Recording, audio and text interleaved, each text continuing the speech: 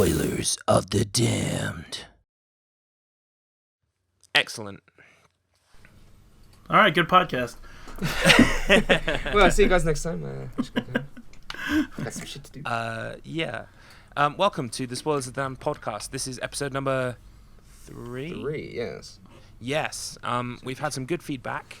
One of my friends said that he actually listened to the whole Limbo episode and it wasn't terrible. Good. So, yeah. Congratulations. Let's all get a medal. Renewed vigor. No weapons were used. So, what was it? Last time we were watching Pontypool, right? Yes. Yes, that was last week's homework. Homework. Don't call it homework. talked a No lot one will about The fucking Walking do Dead. it. And then we My kind of homework. Well, The Walking Dead got a bit better since the last time we talked about The Walking Dead, Oh. but I don't really want to go into that this week. Just suffice to say, it's gotten a little bit better. It's gone okay. Yeah. I don't believe either of you. It's okay. It's getting it. They're doing stuff, I guess. I think we might do a kind of like an end of season. We might touch on it again then, but we don't want to become a Walking Dead podcast, especially at the moment because it's very slow. Yeah, well, aren't there a lot of definitely... Walking Dead podcasts anyway? Like, I know I actually have a good friend who does a Talking of the Dead style podcast. So, I mean, at least one I person's need to check already that out doing it. because I've tried a couple. I listen to podcasts for literally everything. Anything I'm watching on TV, I find the podcast for it. And I've tried a couple of Walking Dead ones. I just don't like them. So I need to try your friend's one out. Yeah, I would love to listen to one every week, but I just... I'll have to find it. He actually owns a comic book shop, so he knows the inner workings of the TV show and the comic book and all that kind of stuff. So it should be really informative. Yeah, Definitely. Maybe we'll link it at the end of this podcast. Actually, just why not? yeah. Signal boost. Oh, and tenuous way to move on to the next section. Another link that I'm going to put in the podcast notes for this week. We usually talk about things that we've been doing this week that are vaguely horror-based, and I thought I'd start us off. Have either of you guys ever read Ted's Caving Page? No. Oh no! Yes. That's the guy that goes on an expedition, and it's all written like a blog. Is that right? Yeah. It's really old, isn't it? Yes. Yeah. I read that again this week. I kind of every couple of years I forget it exists and then stumble upon it again, and it's beautiful. Oh, it's brilliant. Yeah, isn't it like on an Angel Fire website? Yeah, I just discovered that. It's an Angel Fire really website. Old website. Oh, it's brilliant. Yeah, he goes into a cave and it just gets progressively. Yeah, I don't want to spoil unsettling. it for anybody who hasn't read it. And Chris, you definitely need to read it. It's a rabbit hole, a really good one. It's really good. But it's basically like proto creepypasta. It's creepypasta before creepypasta existed, basically. Except it's not shit. Yeah, it's not shit. Oh yeah. I saw someone describing it as hyperfiction, where it's kind of like using hyperlinks to tell a story. Yeah. And the way it's presented is just so, because you said like it's like an Angel Fire. It's like just some random dude has made a little blog in like HTML 0.1. Yeah, before blogs were called blogs, this dude made a blog. Yeah. Oh, I Yeah. remember this. This was great. Yeah, because I remember what I really like about it is that because it's all like hyperlinked, like you said, it forces you to view the image as opposed to just having it all up in one place. Yeah, Which, and there's a sense of progression as well. Yeah, as the story goes on. Yeah. Oh man, I remember this. This is just genuinely really, really creepy. Yeah, I give it the 2 thumbs up because I've only got 2. I give it 3. No, they know a secret. I lost one. But I do recommend Ted's Caving Page. If you like creepypasta, you'll love it. If you don't like creepypasta, this is better than creepypasta, so you'll probably love it. Mm-hmm. It's not got like, and then the game cartridge is haunted with murdered teenagers. And then SpongeBob died, and was behind Squidward's me. eyes Oh. turned into jet black pools. Because I was a little confused just now, they're talking about examples of actual shitty creepypasta. Yeah. I was just like, what are they on? Though I will give the Simpsons one. The Simpsons one did freak me out a tiny little bit, but even then, it's just Simpsons one. it's the Simpsons. It's not scary. Simpsons creepypasta. Basically, the only way they succeed is by going like, and then Homer whispered, Bart's dead, and just repeat it for like 2 minutes, and then it kind of gets to the point where it's kind of subliminally in your head, and then you think, oh shit, this is actually creepy, and then it's like, oh, and then what's the guy who writes The Simpsons called? Matt Groening. doesn't do it anymore. Matt Groening. Yeah. Like, and then he said, this episode will never be released. Well, then how do you know about it to write a creepypasta? Right. I've actually heard one creepypasta, because I don't really like rabbit hole the creepypasta stuff, but there was this back when I started doing Let's Plays, I started just discovering all these other Let's Players and watching all their stuff till I realized I only have 24 hours in a day and I'm going to spend it doing something fucking else. But before that happened, there was this nice lady, she went by Drink Game Repeat, that was her username, and she did an excellent creepypasta that I just couldn't, I didn't know what to expect when I watched it. She used visual aids and that kind of stuff, but nothing glaring or terrible. The story was called Hands. Did either of you know what I'm talking about? I might have read it before because I've read a lot of creepypasta, but it doesn't spring to memory. Well, the story was basically about a little girl who was adopted into a family, and then one day she wakes up to a stranger in the house. Stranger's already killed their parents. Strangers basically going after her sister, the only other living person in the family, and the stranger grabs the sister and starts dragging her off, and the adopted girl is screaming and just trying to get the... Oh, I think I know this one. Yes, yeah, I think you've reminded me of which one it is. Yeah. Is there a twist involved? Yes, there is. Yes, there is. Like, you know what? It's better if I don't say it. Go ahead and check that out if you can find it. I thought the twist was pretty good. I was like, I thought the twist was good. Yeah. It's just called Hands. Yeah. Maybe I'll find it and link it. I'm pretty sure I can get it quicker than either of you because I'm pretty awesome. Especially what you're looking for. It does have a neat twist, and I wouldn't want to ruin it for anybody. Yeah. It actually it hurt me for like 3 days. I was like, oh man, that's so terrible. Oh man, because I mean it's a plausible story. That's the problem. Well, I mean, the one that got to me quite a bit and to my wife is one called Candle Cove. Do you guys know Candle Cove? No. Oh, okay, check out Candle Cove. That's another example, a shining paragon of good creepypasta. Stuff that's actually well written. White trash creepypasta. Oh, I see. It's written out like a like an MSN chat. It's like a message board, yeah. Again, it's kind of coming back to that idea of like using the technology of the internet to tell a story in a slightly different way. Yeah, which is what a lot of people that write this shit don't actually understand. They just go, and then it was haunted, and ooh, I died, but I came back. Yeah, again. exactly. And I wrote this somehow, even though I'm dead, no, I do recommend Candle Cove as well. Okay, it wasn't called Hands. It was called Doors, but I have found it. Oh, Doors. Okay. Creepypasta Doors. There will be a smattering of creepypasta-based links in the description. Doors. I think someone made a video out of it as well. Yep, that's what it's called. It's Doors. I found it. Doors. And then there was a door. That's what they tried to do. Oh, and Ted the Cave is in here. That's one of the suggested links. Nice. Yeah. Definitely check out Ted the Cave or Ted's Caving page, whatever. Yeah, I mean, the best place to do it is not on the Creepypasta wiki, because that would just be terrible. You've got to do it on the actual Angelfire website. Yeah, definitely recommend the original source. Yeah, definitely. It makes it feel so much more authentic, because it's not fancy. It looks like just a guy that just put together a website to document his findings, which is much more impactful. Yeah. It's creepier. How about you guys for this week? Anything horror based? Yeah, actually, real quick, I got one. I was playing Legend of Zelda: Twilight Princess, and I'm at the water temple, and I'm not going to do it. That's horrific. Oh, I just remembered that. It's so bad. It's swimming.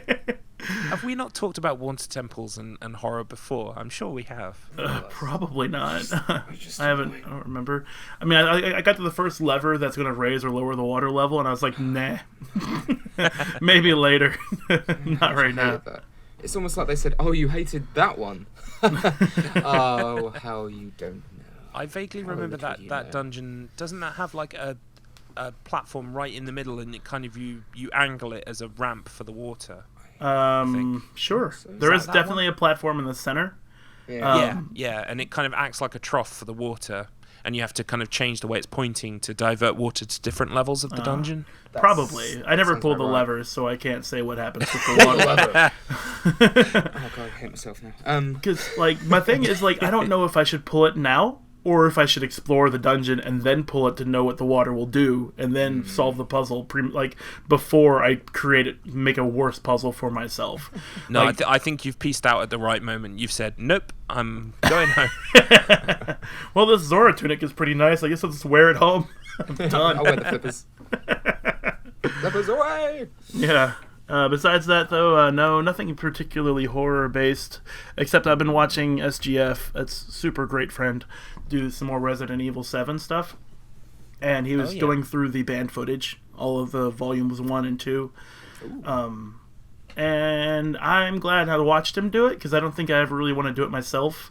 Like, one of them is called 21, which is blackjack, and you play blackjack against Lucas. Rather familiar.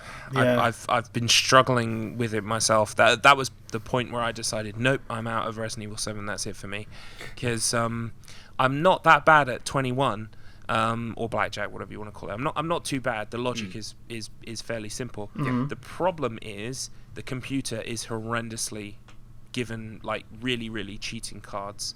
You have these trump kind of symbols that you can use, and you can even, it's a joke, sometimes you can even tell what the computer has got by the way they blatantly cheat with the trump cards. Like they'll pull certain numbers and they'll fire off like 5 or 6 of these trump cards in a row to get the perfect hand, and you just don't have enough trump cards to fight against that. So I was getting really frustrated with it. Yeah, fuck that.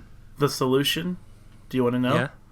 Yeah. The solution is to not do it. No, Is the to go solution. You get a card called Love Your Neighbor, and it gives them a card that would be the best possible card for them to have.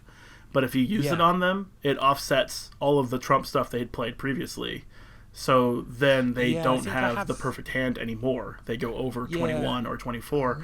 And well, then that's what I try to do is, as a strategy, is just when they get the perfect hand, save up some of the ones where it says switch your card, the last card you drew with the last card they drew. And if I've got 11 and they've got 3, I just swap them over so they're horrendously bust and over 21. Yeah. But even then, that means I have to rely on the trump cards every time rather than actually playing blackjack. Yeah, I see what you're saying, and maybe it's a flaw with it. But from what I saw, it seemed more like the final solution was that you have to use that card, the Love Thy Neighbor card, because the game will cheat in its own. Maybe, I guess. Because there are things where if you die a certain amount of times, or you get to a certain point without losing any of your fingers or getting electrocuted, you earn a card that you can then use the next time through. Maybe. So it might just be that I haven't earned that card yet. Or I might even have it and I just suck. Well, it's a card. Also quite possible. It's a card that literally says give your opponent the best card that they could use. I think so I've why seen would an you ever opponent use that use card? it. You know. I think I've seen an opponent use it, but I don't know if I have it or not. I've not even got to there's supposed to be a guy with a big head. I've not even got close to playing that guy, so I just gave up. Fair enough. Well, I didn't like see the any story guy with a stuff big in head. banned footage. I don't like the kind of the gamey stuff. Yeah, I'm glad I'm not going to do any of that stuff. Like after I saw the challenge mode and I did that a little bit, and I was like, this isn't really fun because the game isn't fun to play. Really, the game was it was fun to speedrun, but as like a mercenaries mode, it doesn't really lend towards that like Resident Evil 4, 5, and 6 did, where you had all these action things you could do, roll around, dodge, melee attacks, and things like that. So I didn't want to do that. And then the second part was like a puzzle room. I was like, you know what? No. I'm not going to do that. I started the puzzle room, and I just ate the food. I ate what Margaret gave me. I died, and I was like, yep, that was good. I'm out. Thanks, Margaret. Yeah. Lovely. And then the third one was, I think, is 21, and the fourth one he hasn't done yet. But I'm just going to let him do it. He makes a livelihood out of it. He's going to spend his time doing that. I'll just reap the rewards of him making it palatable for me. So yeah, no, that's fair enough. I mean, I think I will play the game again when the Not a Hero comes out. Yeah. But I think then I'll probably be be done with it. Yeah. There's supposed to be season. 2 more story DLCs after that too, though. Bloody hell. Yeah, Muggins here has bought season pass, so I probably will end up playing whatever comes out. But if I don't like the gamey stuff as I liked Bedroom. I liked what was the other one? I can't remember. Well, I thought it was. I like the story ones more than the kind of the gamey ones. Yeah. Ethan Must Die is okay. I've gotten pretty far in it, but Oh, yeah. I just got fed up with it because Isn't that just like hard as shit? well, yeah, it's kind of like you have to memorize where the traps are, but even if you do, and even if you have a really good run, you still can live or die based on the equipment you get. And that is a test of skill. That's fair enough. Yeah. But when it comes to these roguelike games where they kind of mix things up, that's where I suck completely. I like to kind of like, if I'm going to fail, go through it and then know the next time, I can do this instead, rather than next time I fail again because I got a burner instead of a rocket launcher or something. Yeah, and that burner is terrible against any molded. You basically have to save it for the fight against Marguerite at the end, but I've never got to that, so... Yeah. Yeah, neither did SGF. He played it for about an hour, and he didn't find even the key that he needed to find to get to the greenhouse, to get towards Margaret. He just died a lot going through there. But he was deconstructing it, and I saw what they were doing, and I approve of most of it. But like you said, the RNG factor of whether or not you'll get a gun to defend yourself with is still a factor, and if you don't get a gun, you have nothing to defend yourself with. The knife is not good enough, and you take so much damage even if you block that it's like if you fight more than one molded, you dead. can basically take one good hit if you're at full health. Yeah. But after that, you goodbye. Yeah. So, I mean, it's just one of those things where like there was an indie movement to make roguelike games where you have a bunch of RNG for infinite replayability, and it was never a good idea, but someone just didn't get the memo, and they just keep making games like that, and it's terrible. Yeah.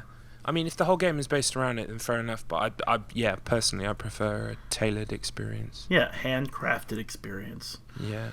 Yes. Matt, did you do anything horror-based this week? I went on dates. Oh, stop right there. I'm too terrified Please already. tell me you did a Chris. You just reached the front door and you're like, nope, I'm going home. Got there and went, no, I can't. It's too much money. No, I didn't really get a chance to do much horror orientated, except watching Pontypool, which we'll discuss later. But I was also preparing for going away because I went to Stoke on Friday and I came back today, so it's all very, very busy, all very tiring. So I didn't really get a lot of time to do that much during the week because I had to plan and pack and everything else. So so much packing, so much running, so much pain. The hills of Stoke are not my friends. What is that? What were you talking about? Running? You went to where? I'm American, so I have no idea what you're talking about. Stoke. So Stoke is whereabouts is it in England? I'm terrible with geography. It's kind of into middle. Middle. Stoke is pretty much the northest I've ever been on mainland UK. Yeah, I think I've been. Which goes to show how much of a southerner I am. God damn. Yeehaw!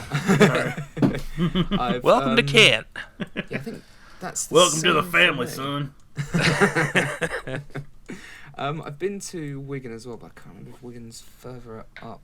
Oh, that's that's much more north than Stoke, I think. Yes. Oh, yeah. Sorry. I've been to Wigan, but yeah, I went to Stoke, which is from where I am considerably far. It's closer to Liverpool than it is London. Put it that way. Okay. And so you were like hiking and that kind of stuff, camping stuff. Yes. Okay. Whoa, that got creepy real quick. What? What were you doing? Family indeed. No, it was live action roleplay because I'm a massive nerd. Oh no! See, that's interesting. Go on with that. That's much more interesting than just saying I ran a little bit. Really, it's like a high fantasy setting. You think like Lord of the Rings, Game of Thrones, that type of shit. Yeah. And the site they were using was has the most hills that I've ever experienced when I've been doing this. I've been doing this just over a year now, and everywhere else is like there's a few hills, but it's usually like flat terrain. It's nice, and this was just like no, there's hills everywhere. Here's the campsite. Cool, this is nice and level. Muddy as shit. Oh, we've got a fight here. Okay, it's muddy as shit, and I'm nearly falling over. That's cool. Yeah. We've got to go here. Those are steep steps. There's 20 steps. Great. Okay. We've got to go back down again. Oh, no. Oh, there's another hill. Oh, this is great. So wherever you're going, you were going downhill, then uphill, and then on the way back, you were going downhill, and you were going uphill. So, Oh man, and, I can already tell that I would be the NPC who kind of stays put and does not fucking move. we had to escort NPCs at one point. That So was long fun. as you're the not blacksmith. standing in front of a treasure chest, that's okay. Please Big enter my guns, house and fine. steal all my goods. It was a good weekend though. It was good. I'm a lot fitter than I thought it was. So that's good, especially because I've That's been ill good. recently. But, Yeah, I it think was a lot of fun. I think I saw on your Facebook. Didn't you have like an avatar picture of you in plate armor, something like that? Yeah, it's fake plate. It's polyurethane, so it looks the part. It's what they use in for extras in some films because it looks. It the did part. look super convincing, yeah. It But did actually. I was doesn't weigh convinced. much. And it's In nice. fact, it doesn't weigh much. I'm not sure that you aren't lying to me right now. I'm so convinced. Yeah, it's I know people that actually wear like the legit plate armor, and they're always miserable at certain events because it's just heavy. Yeah, Yeah, man. right. Like, yesterday I played a lot of For Honor on the PS4, and I just can't imagine. Though I don't think that everyone had full plate armor in armies and medieval time war and all that kind of stuff. There's like a front row or some people who had whatever. But I can't even imagine like a sunny day in full plate. Just It's bad enough on fake plate. yeah, Jesus I mean, it's like You just still- like, go ahead. Because you still got to wear like padding and stuff to just so it doesn't chafe and doesn't scratch. It's not too tight on you and it's not uncomfortable. You still got to feel really comfortable in it. So you got to wear all Yeah. this padding, or just be an idiot like me and have a long leather coat on, which cost me a lot of money because I had it custom made. Oh, it's Dude, I'm a couple towns back. I'm nowhere near the battlefront. So you guys got this.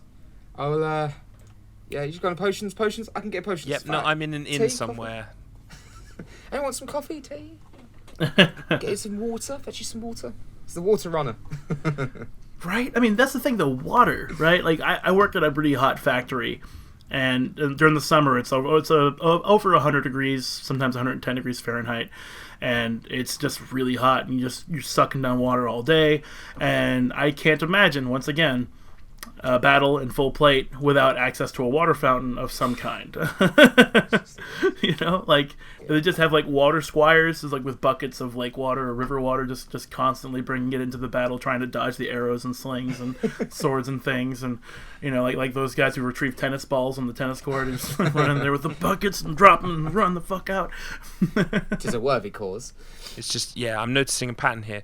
The battle of this fountain, the battle of that fountain. Yeah, right. The battle of Our water. the cold water tap. Jump into the water quickly. Yeah. It's the only way to Everyone be just sure. kind of fights around these things so that they can stay hydrated. Oh, you rumble us. Like one hand on your sword, the other hand on your cup, just sort of like scooping in some water. Get some of Just that. in the helmet. Just take the helmet off and just scoop it up in that. Ooh, But- salt but yeah. water. I'm tasty. Now keep me going. But no, Okay, guys, I think we've Speaking we've of water, procrastinated long how enough. about Pontypool? Huh? The second you've raised your voice, you started to raise your voice. I knew it was coming. It was Yeah. beautiful, beautifully executed. 10 out of 10. I went there. Good. Yes, Pontypool. Yes, Um, Pontypool. Now, this was, I think this was one of my choices. You guys had not watched this film before? No, no. I'd heard of it, but I'd never seen it. I didn't even hear about it, and when I saw it, I didn't want to see it. I mean, when I saw the cover, I didn't want to see it. It has that cover where it's Yeah. like, there's a guy and he's shocked, and there's like some blood arterial spray on the other side of the cover, and it's like, this is going to be cheap zombie Yeah. gore schlock, and I cannot want to Yeah. watch this. I can't want I think when I first saw it, I thought the exact same thing. It looks uber generic, which Yeah. I think is kind of good in a way because it sets up such a surprise Yeah. that we'll get into. But it also does do it a disservice on the face of it. It just kind of looks like a very kind of schlocky, Yeah. low Yeah, budget like a horror film. C grade movie because it's not. It's really not that. It's far more subtle, and you barely really see anything anyway.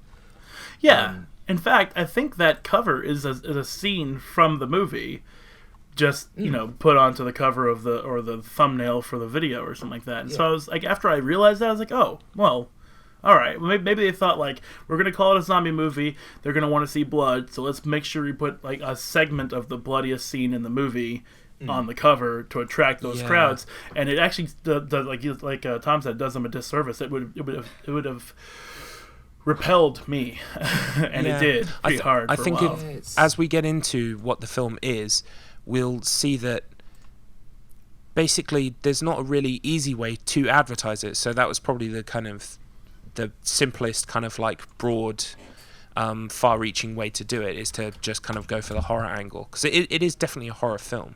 Yeah, but there's one poster I did see, and it's on the Wikipedia article, because I tend to either go on Wikipedia or IMDb whenever I finish a film, and the poster on Wikipedia is far better than the one that they used on Amazon Prime as well, which is how I watched it.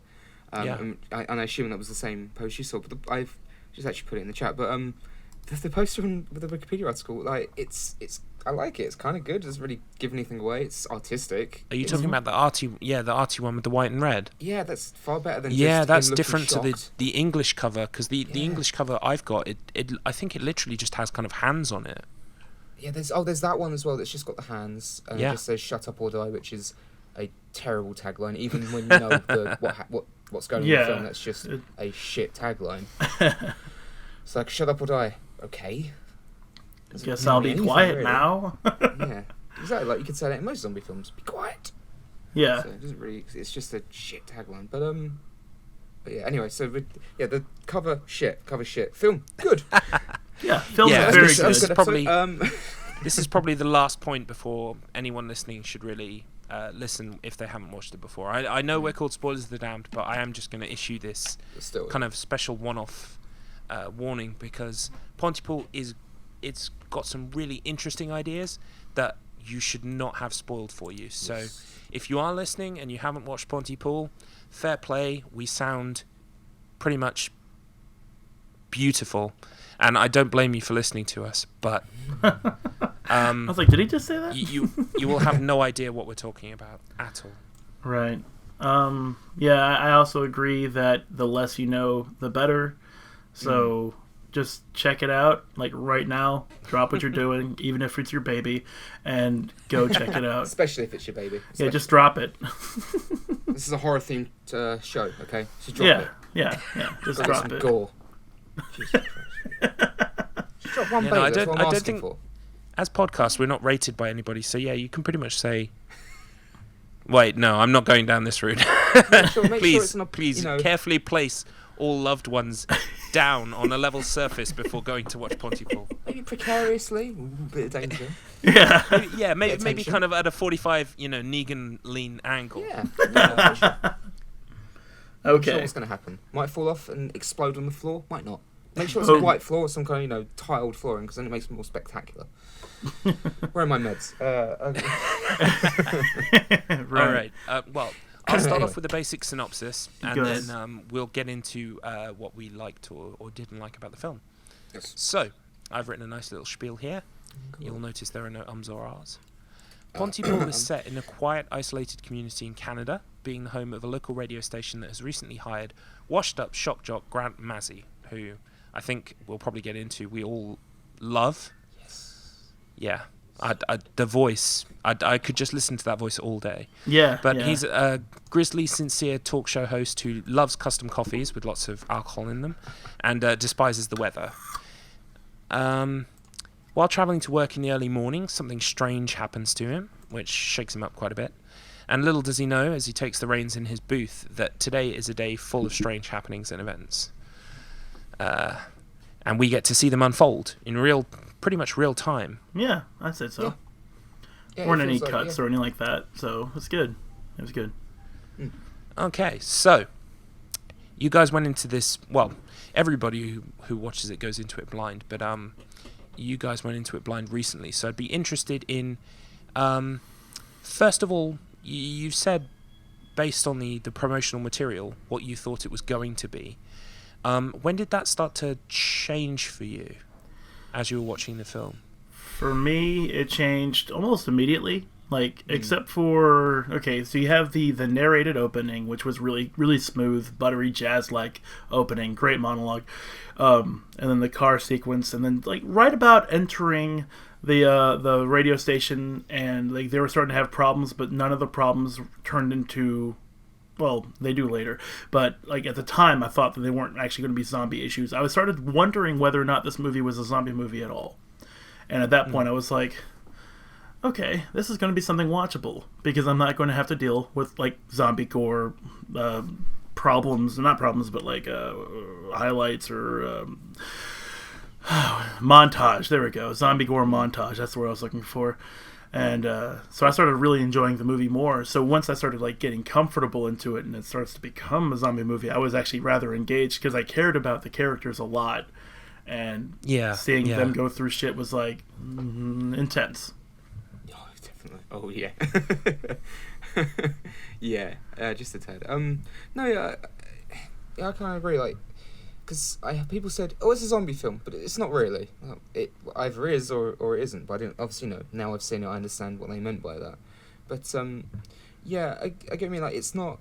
It's no way at all, in any sense, a traditional zombie movie in the slightest. There's maybe 1 or 2 shots in the film where it looks like it could be from any zombie film. That's one of the shots is what they use for the terrible artwork for the front of the DVD over here on Amazon, which is all the hands on the glass. That's like that's any zombie film. There's always hands on glasses, but yeah, like at one point I almost like forgot that I was watching not a straight up horror film, but a horror film, because I was so invested in what was going on in the radio station, like in the studio. I was so invested in the little bickering between Mazzy and I think his producer and the sound girl as well. And I just got so caught up in that, and because I think his name's Stephen McHattie, I think his name is. Yeah. He was so fucking good that I kind of forgot what film I was watching. Yeah. Like, Oh, it's just that the way it starts with it, he goes, "Honey, the cat is missing." Yeah. It's just like his voice is so rich, and I've read somewhere that the film was first envisioned as kind of like literally a close up on his face for the whole movie. Really? Yeah, I think this was probably in the planning stages where there were more ideas than actual realistic kind of interpretations. But they kind of, I think they saw that the characterization and the voices of the characters kind of carry the whole thing. So they should definitely be the focus, and I think the fact that they are the focus, the fact that there's not an awful lot to look at, we're kind of in this one space for most of the film, really focuses on those characters, and the actors are brilliant in delivering those kind of roles. And it's very claustrophobic as well, because they're basically in a bunker with all and the reports of all this weird stuff that's happening outside, so they can't even look out the window really without going upstairs. Yeah, I think it was a church or something like that. I can't remember. I think it's like literally such a small time radio station that they're working out of a church basement or something. I think it was a church. Yeah, it's definitely a basement because they have to go back upstairs. They go like, is it like 2 sets of stairs they have to go up just to get to the entrance? Yeah. And so even then it's because they're just like in this enclosed space. Which I mean they do obviously go out a little bit at some point, but because they're in a small place, you can't hear anything outside. And there's no TV, there's no internet. They haven't got the internet, they've got phone. They've got phones, but obviously there's only so much you could do with phones in that situation. And I can see why it would work, how they envisaged it originally. And there was also talk of a radio play as well, and I feel like this would work in radio format. There's not a lot of visual information you actually need to convey to tell the same story, but I think it definitely helps to have it there. There's one particular shot, and I'm sure as we go through the plot we'll get into it, but there's one shot where I think it's where Mazzy is being told by Ken on the phone about the boy with no hands. Yeah. You remember that part? And like literally there's a point he's just staring bug-eyed into his microphone, and then he says, "Is this fucking real?" or something like that. And yeah. It lingers on him for about 10 seconds without cuts. It's great. It's pretty. Yeah, I think like when you said you're in one room and you're kind of claustrophobic, I really feel like every actor, including the zombies, like sold this movie like to the utmost. Like Mazzy, of course, being amazing, and his producer, I can't remember her name. Like she made me feel like she actually worked there. Like they felt Sydney like real people. Breyer yeah, Sydney Breyer. That's right. is alive. Sydney Breyer is alive. Yeah, they felt real. Yeah, they felt really really real. Except real for people. like what was her name? Something Ann, Leanne, something. The other lady, the Laura tech lady, Ann? Laura Ann. Yeah, Laureline. yeah. I didn't believe that she came from Afghanistan at any point in time, but No. she was supposed to be like I guess she went to Afghanistan in the army, and then she came back and she's just doing a job or whatever. But besides that, I still think she was great. And like the way she handled the zombification part was as an actress was really, really good. Like I was like, oh my god, that is just terrifying, because Yeah. they're in that glass room and they get to see everything. So the visuals really made a difference. Even though it would have been a great radio play, they sold the visuals to me to the utmost. And I just thought that was really, really great. Like, it's such a great movie to watch. It's such a great movie to listen to. It's a wonderful, well-produced movie. It's so awesome. I love this movie. I would actually own it. I don't own many movies anymore, but I would actually buy this movie and show it to other people. And it definitely stands up to repeated viewings as well. I mean, I watched this. This must have been I think it is just the second time. So I watched it before, and it really made an impression on me. So I decided to raise it as a thing we could do. And then I knew you guys were watching it, so I decided to watch it again. And there are so many clues in terms of, we'll talk about what the virus is now. But there are so many clues as to where the outbreak begins or how it is spread and communicated. And there are little kind of like tells that people have written theories sort of in the pages on. So let's talk about the virus. Yes. Because, like you said, Matt, Pontypool is and is not a zombie film at the same time. I feel like there are lots of tropes in there that actually are very sort of associated with zombie films. There's the kind of the barricading them outside. There's being whittled down in terms of the core group, and but it subverts everything by tackling the virus in a really kind of new and unique way. I say that, but then Chris brought up an interesting point in the week that actually I'd like him to talk about in terms of what it reminded us of, or reminded him of. And then when he said it, it instantly clicked for me. Yeah, it was for anyone here who's played Metal Gear Solid 5.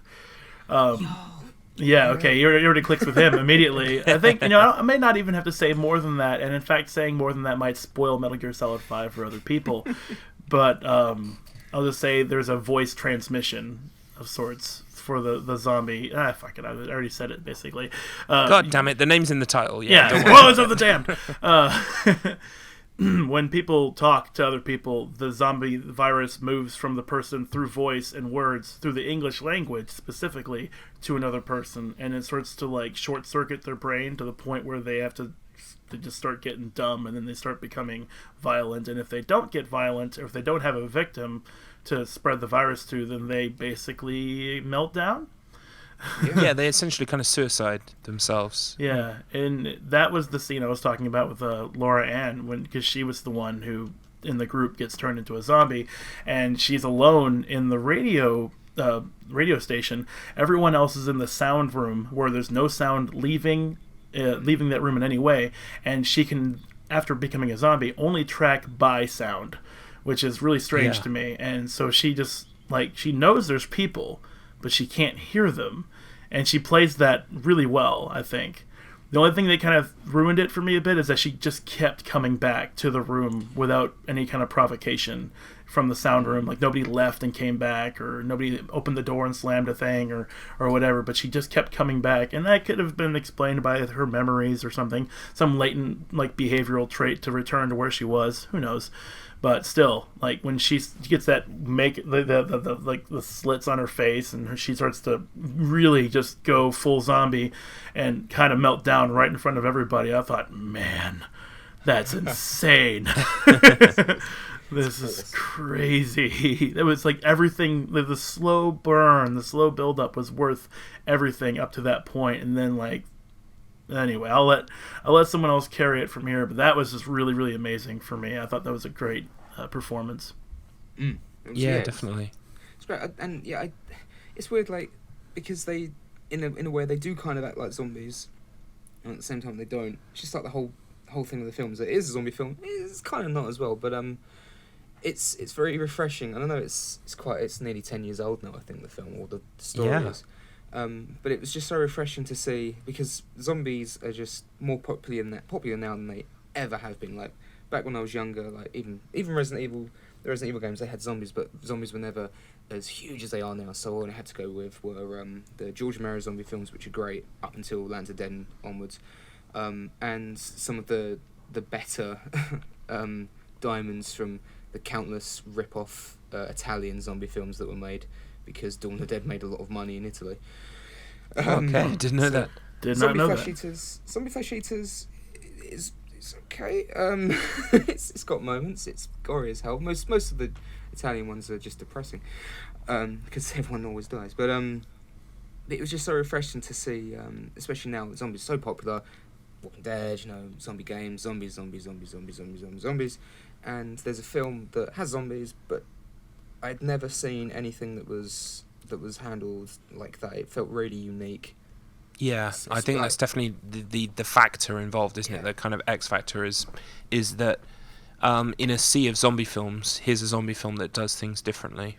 And it didn't get enough exposure. It deserves so much more praise than it got, because it actually tried something differently.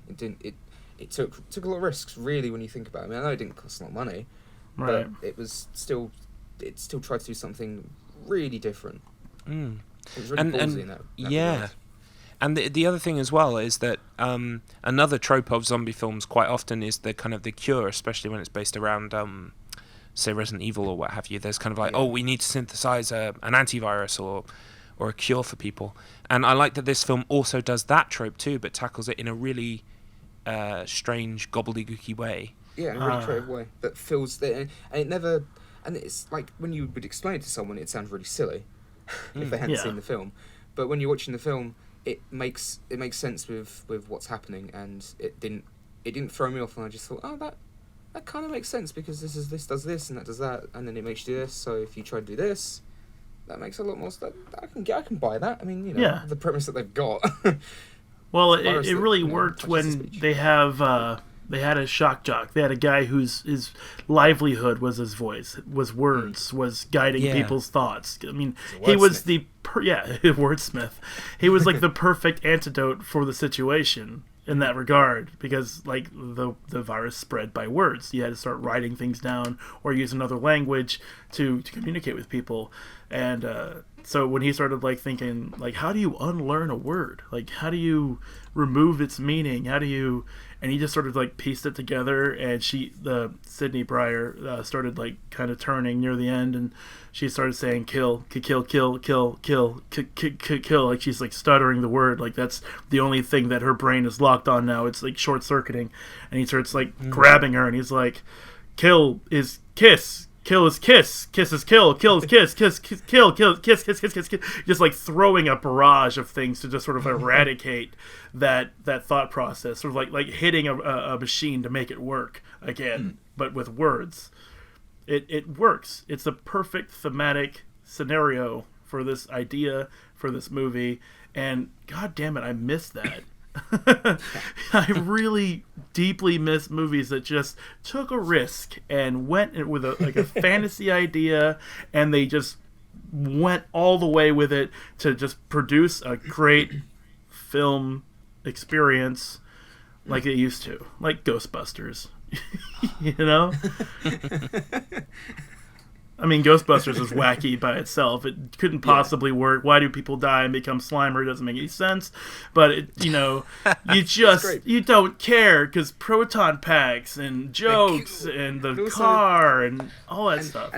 And that's Can I say all of this would make sense if you said it in a Grant Mazzy voice as well? And then you've got Slimer, and who dies and becomes Slimer, and you've got proton packs and the car. Yeah.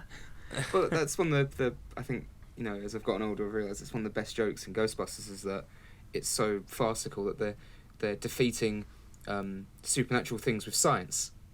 Yeah. Yeah.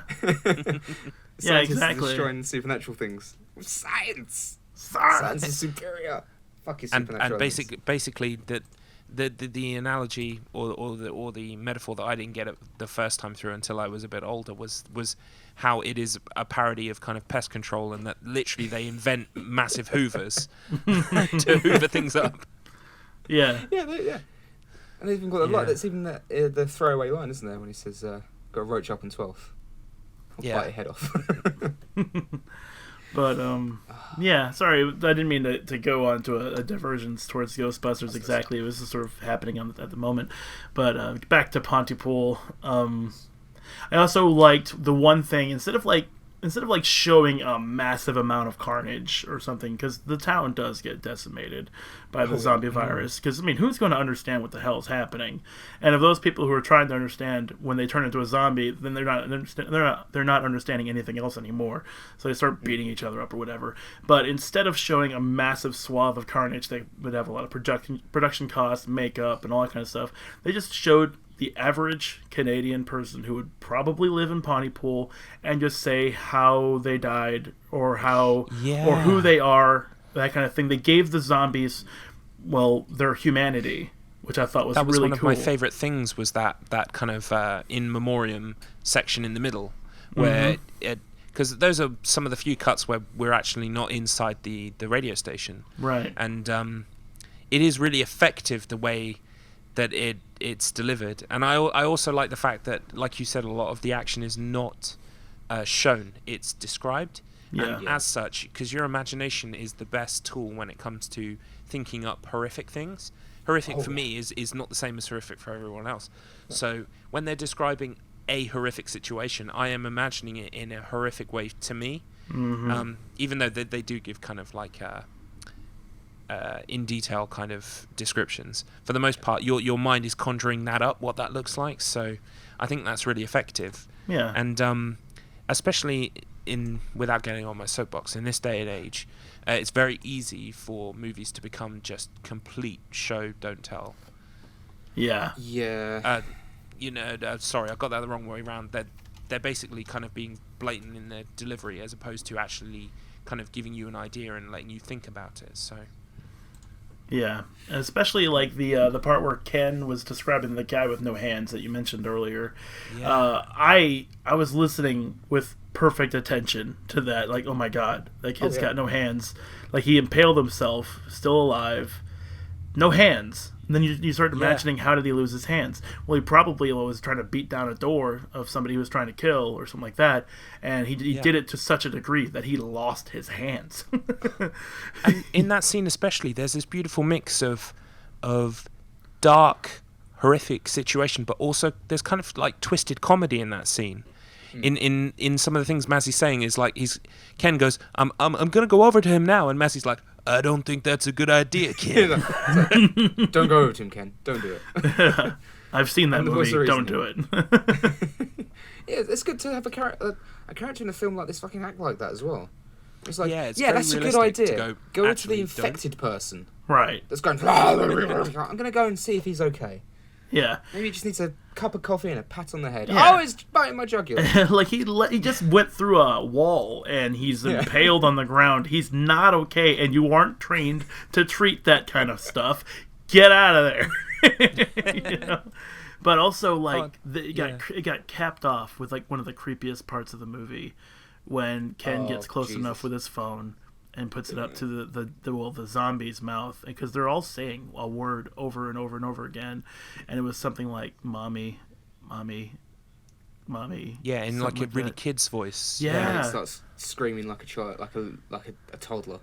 Yeah, that's the one that starts like crying like a toddler, and it keeps saying "mommy, mommy," and then just starts crying. You're like, it's creepy shit. Yeah, I was like, oh my fucking god. And as Grant Mazzy, I would also be like, oh my fucking god. You know? Oh yeah, totally.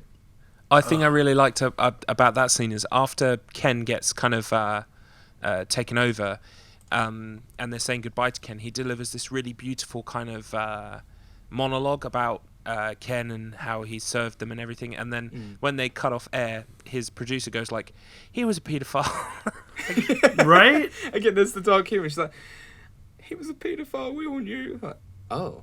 Yeah. Oh, shit.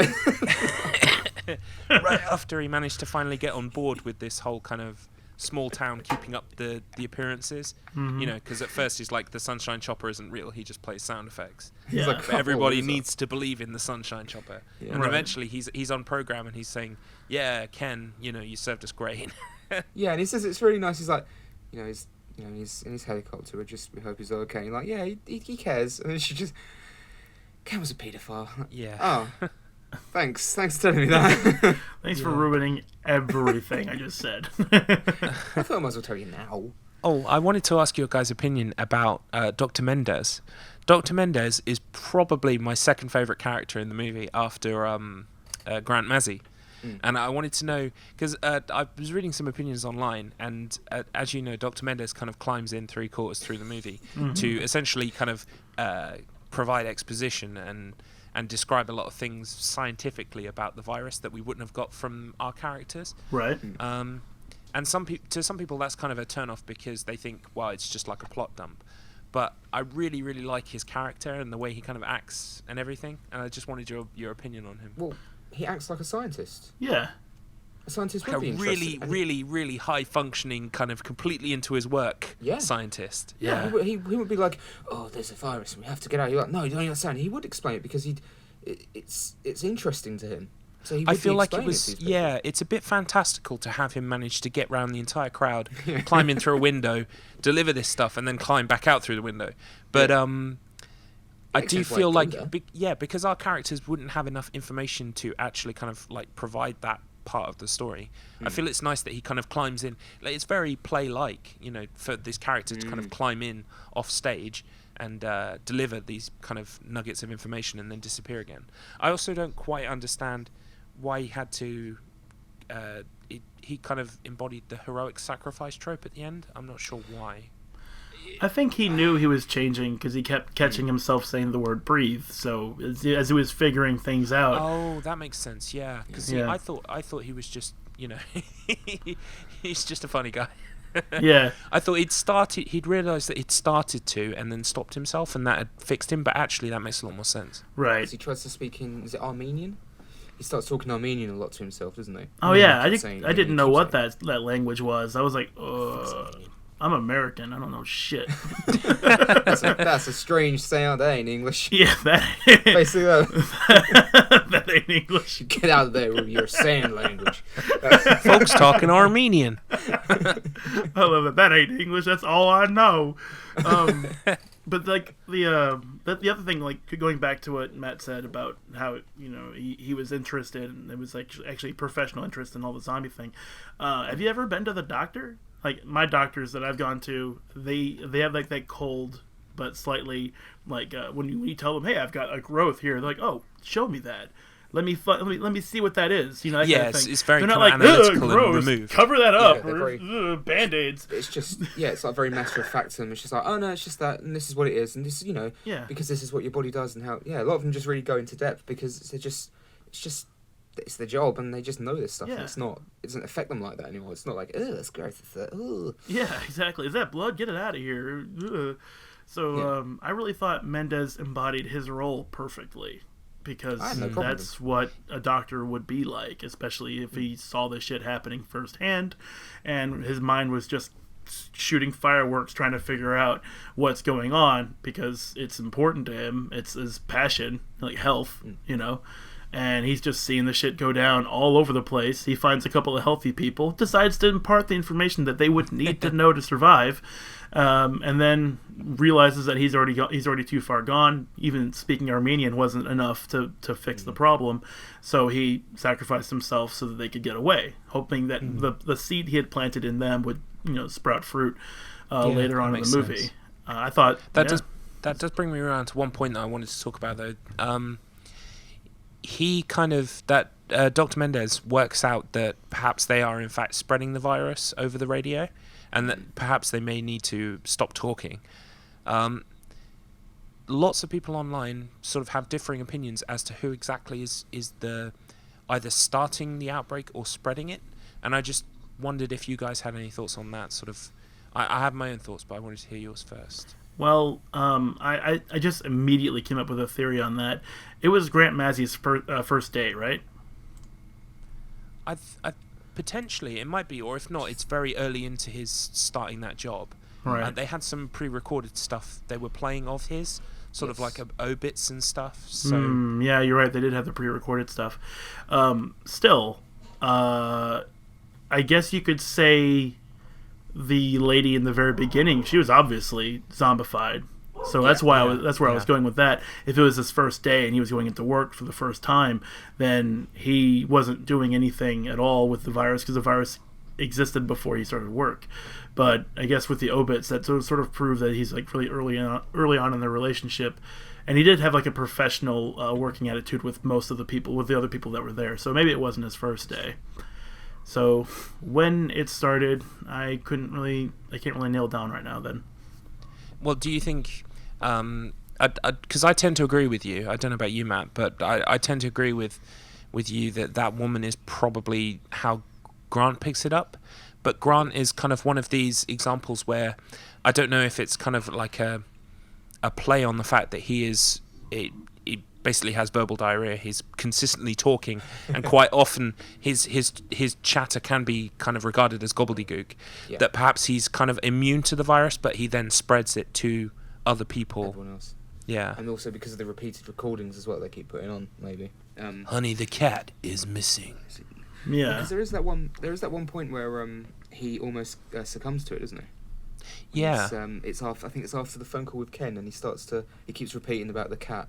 So the cat's missing. And he keeps I think it's what's that fucking name now? The Briar, Sydney. Yeah, Sydney. And she goes in, and he's just like almost hiding under his desk looking for something. And then he snaps out of it, and then he's okay for the rest of the movie.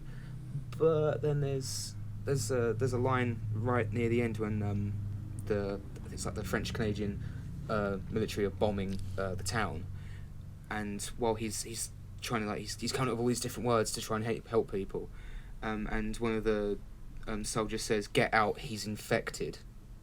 Yeah.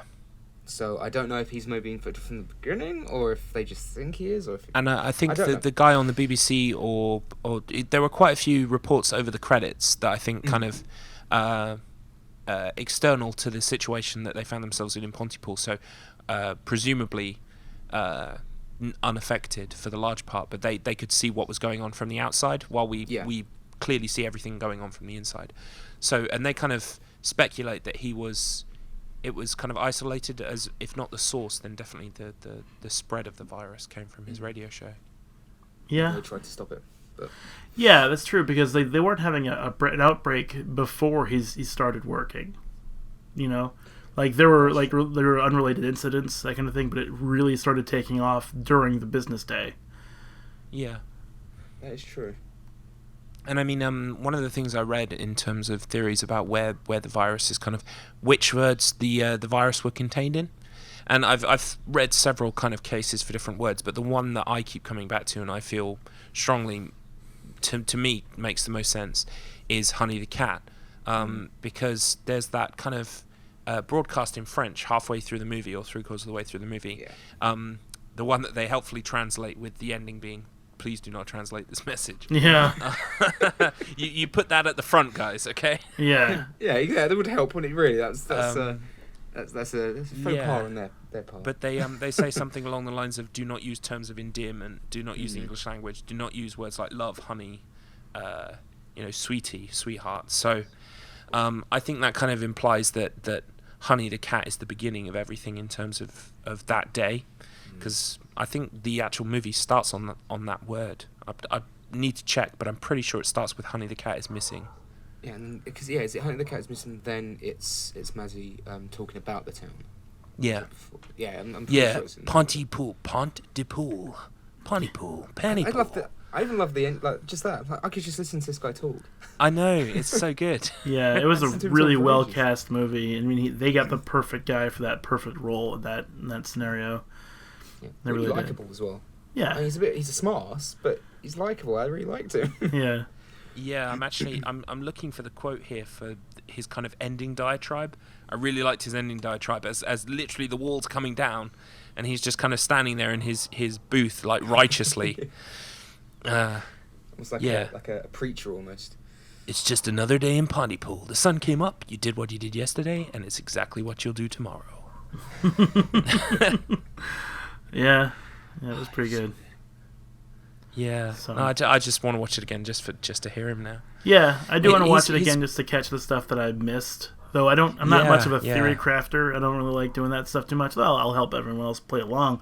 But I am more interested in this movie than I would normally be interested in a movie. And because of that, I actually do want to theory craft a little bit. Because I think you're right with the Honey the Cat thing. You know, since they were talking, they targeted specifically the terms of endearment. And honey is a term of endearment. So that would kind of be it to me. Yeah. But I would like to catch there that is a stuff. book. This film is based on a book, and it was created, it was adapted with the director and the writer of the book involved in the script. So Nice. I would really be interested in reading the book. I hear that the book is kind of like a disjointed series of different people's points of view in terms of what's happening.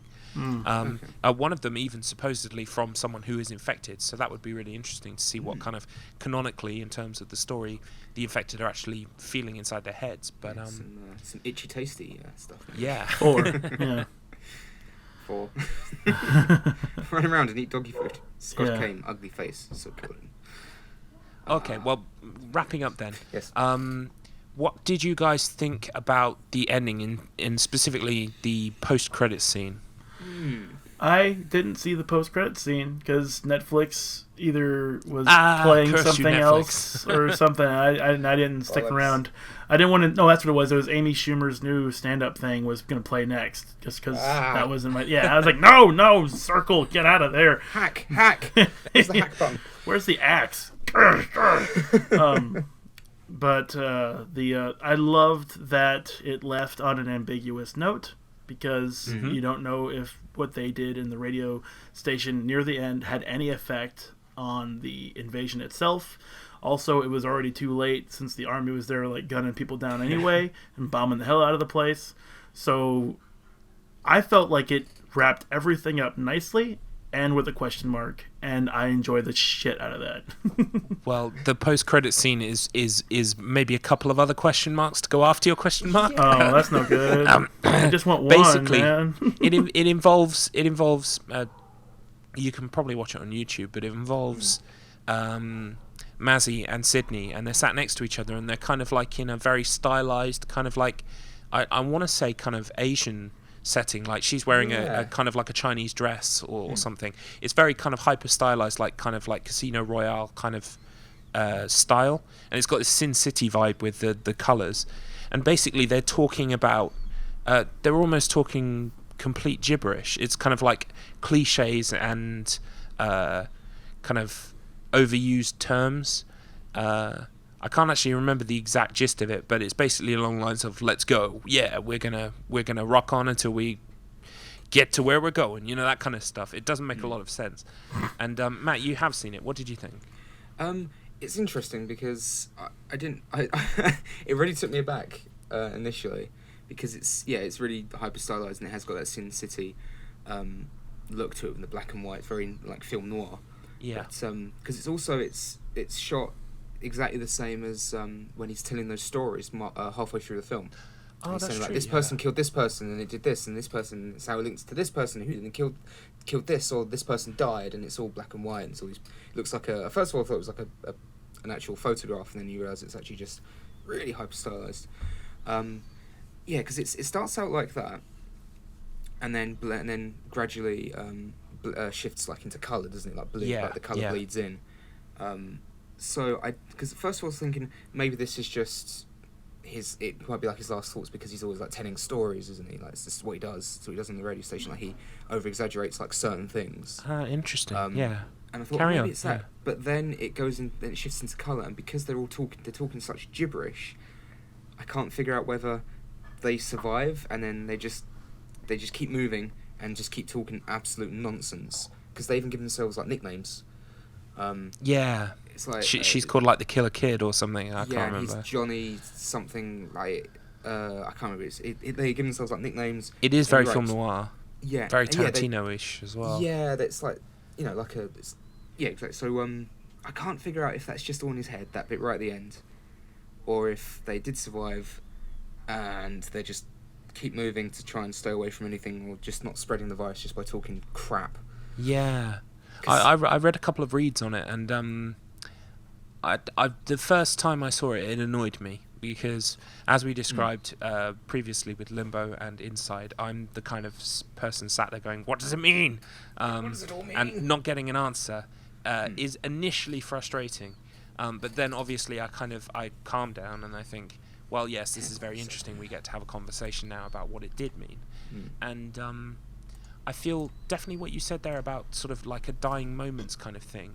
I don't know if you guys have seen Jacob's Ladder, but that kind of idea of a person who is dead, more or less, but they don't know it yet, and they're kind of in denial. And the fact that they're speaking such gibberish kind of made me feel as if they're kind of the only way for them to survive that situation is to kind of transcend reality and enter into a kind of a hyper-stylized, fictional kind of fantasy world. Yeah, exactly. Like their own fantasy world, essentially. Yeah, to survive and to not be overtaken by the virus, or perhaps that's what it's like when you're on the virus. You kind of you're experiencing a kind of hyper reality. It's very interesting, and there are lots of ways to read it. Yeah, because there's that one bit where I think she nearly says either Grant or she nearly says Mazzy, and he stops her. Yeah. So that's what makes me think maybe it's not actually on his head, and maybe where they are doesn't even look like that, and they're not even dressed like that. But again, like you're saying, maybe the only way for them to survive is to hyper reality. Like think that we're here. You're wearing a cocktail dress, an Oriental cocktail dress, and I'm in a tuxedo, and we're called this and this. Call me this and this. Don't go with Mazzy. Let's talk shit. That makes no sense. Yeah. I don't know. That's it's very meta as well. It's very kind of like it plays with the medium of films and kind of it being a kind of a coda at the end as an optional, like as Netflix decided for you, Chris. Fuck Netflix. I don't know. I kind of feel like I had the better ending here. Mine just sort of ended with one question. In some ways, it's definitely thought provoking. And I'm glad that it kind of did that for you guys. The movie as a whole. Yeah, I'm definitely want to watch it again. I want to watch it for a third time now. Mainly just to listen to Mazzy. Yeah, because I looked up the actor, and he's a real character actor. Really real character actor. He pops up in a lot of TV shows, like American TV shows.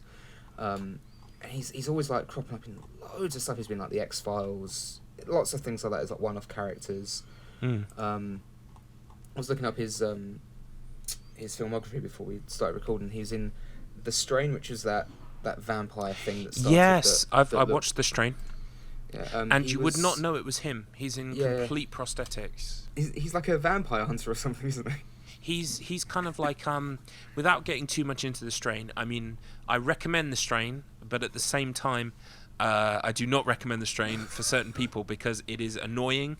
It's Guillermo del Toro being visually, really interesting and exciting, but at the same time, they're very annoying plot points. But overall, it's basically Guillermo del Toro does vampires as an ancient kind of evil in modern day New York, essentially. Cool idea. Yeah, it's quite good. I've heard that the books are better. There are a couple of books he co-wrote with someone else. I can't remember the guy's name. But anyway, in The Strain, he's kind of like a vampire SWAT team member. He works for these guys called the Ancients, who essentially are kind of like ancient vampires who have been alive all this time, and they kind of let humanity do what they do, and they kind of like they basically are parasites. They feed off it. And yeah, I wouldn't have known it was him. I had to be told it was him, and even now I don't believe it. I just don't believe it. It's not him. It's Mazzy. I'm just looking at him, thinking, how has this man not been in? Because it's not just his voice is good. I just thought his performance was really good. Yeah. I feel he's criminally underrated. Yeah, the fact Pontypool as a whole, but especially Stephen. I just feel like I should have known him from something else. Yeah, you know. Because I was thinking, well, a voice like that, he's surely done some video games. Surely, and I look through his filmography and I can't see anything. Well, Surely he's done some. the thing about like an actor or actress who doesn't do a lot of work, because I used to kind of agonize on that stuff for a little bit because I was like, I want to see more of this person. They might just not want to work because they have enough money and they want to do other stuff. Yeah, just do it. Just like they're not being shoved under something. the bus. They're just doing what they want. That's fair enough.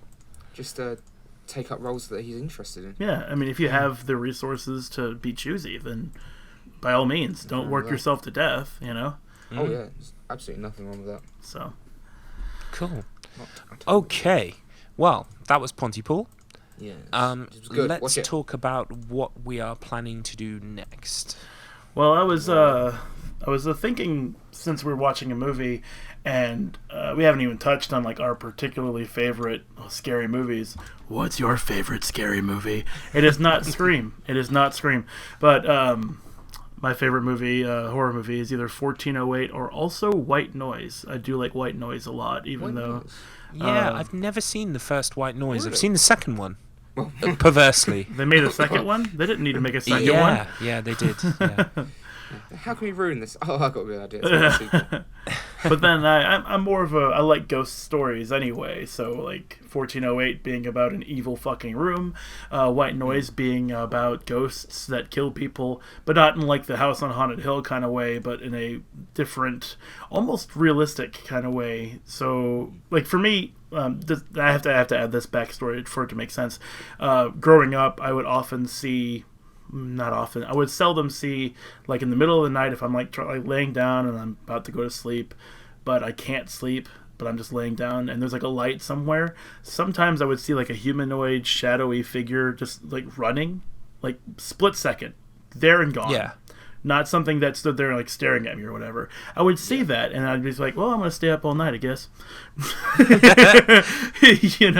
But I have seen that stuff like at least a dozen times throughout my childhood. Not any time recently. I don't know if it's my imagination or what.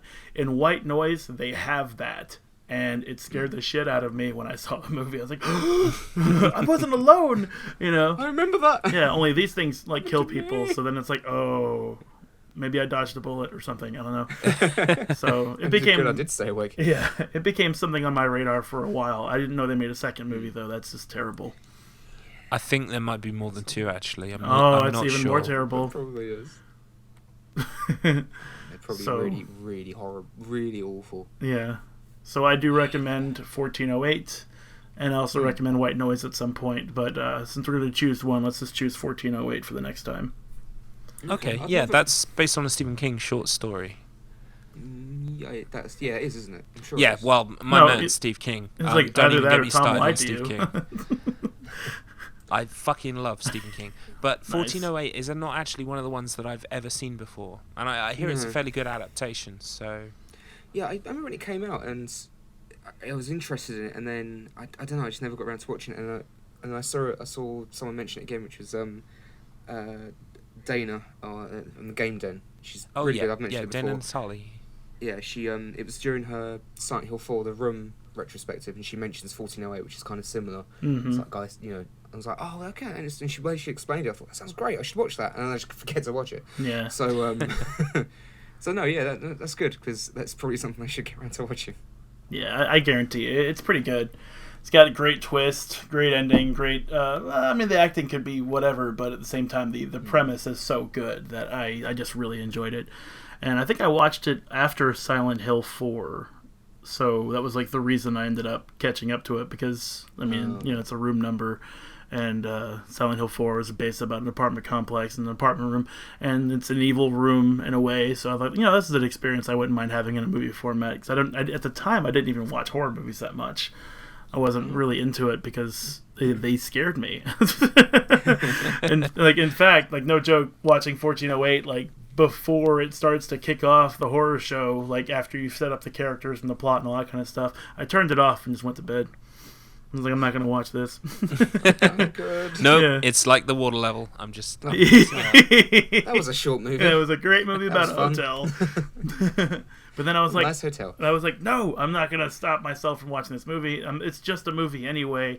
Hit play, and I really enjoyed it. So I look forward to your guys' reactions to it when you watch it. Cool. No, Okay. I'm going to do that.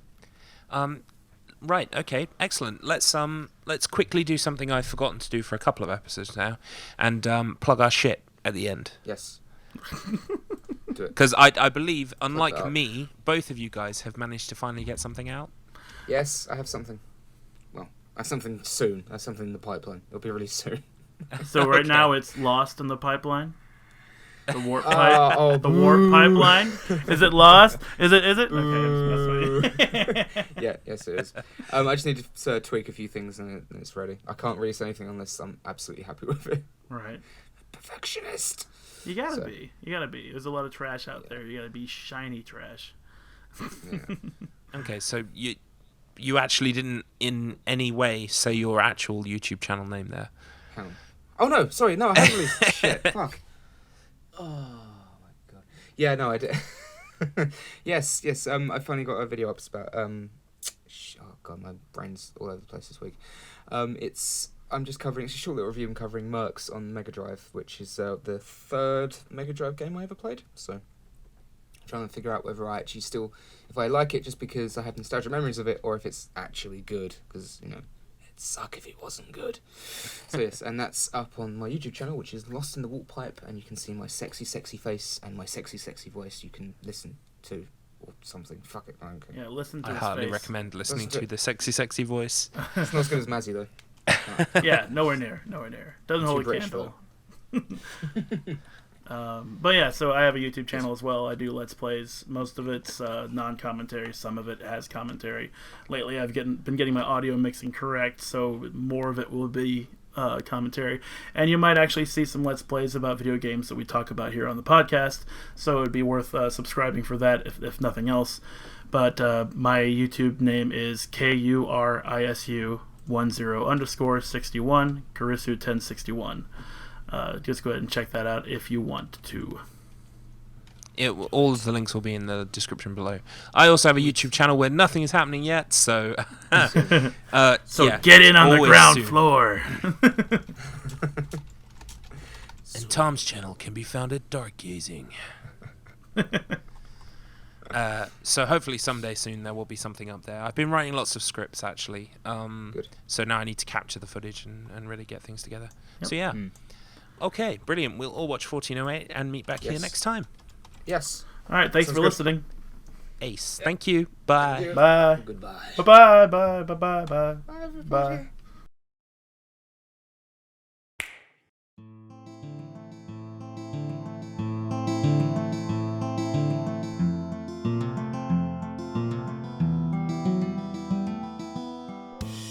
This episode of Spoilers of the Damned was hosted by Axton10_61, Madcus Finch, and Garlips. To find out about us, as well as join the discussion on our Discord, check out all the links in the description below. Please feel free to leave a review or rate us on your podcast app of choice.